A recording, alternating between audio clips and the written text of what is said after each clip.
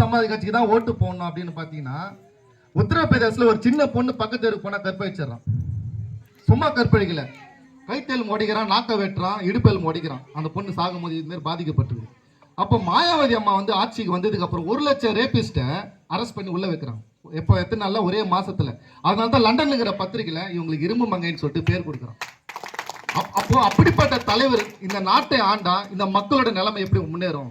ஒரு குப்பை பொறுக்கிற அந்த தொழிலாளி கிட்ட போய் கேட்கறாங்க, என்னம்மா நீங்க குப்பை பொறுக்கிறீங்க, நீங்க யானை சின்னத்துக்கு ஓட்டு போட்டீங்க, மாயாவதி பிரதமர் ஆயிட்டாங்க, சீஃப் மினிஸ்டர் ஆயிட்டாங்க, ஆனா இப்போ நீங்க குப்பை தான் பொறுக்கிறீங்க அப்படின்னு சொல்லும் போதும், ஆமாப்பா அப்ப நான் குப்பை பொறுக்கும் போதே வாடிங்க போடிங்க அப்படின்னு சொல்லுவாங்க.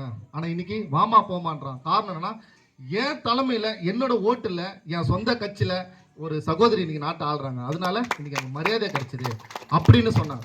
அப்படிப்பட்ட அந்த நிலைமை இன்னைக்கு தமிழகத்துக்கு வரணும்னா இந்த யானை சின்னதுக்கு நீ ஓட்டு போட்டா மட்டும்தான் இது மாறும்.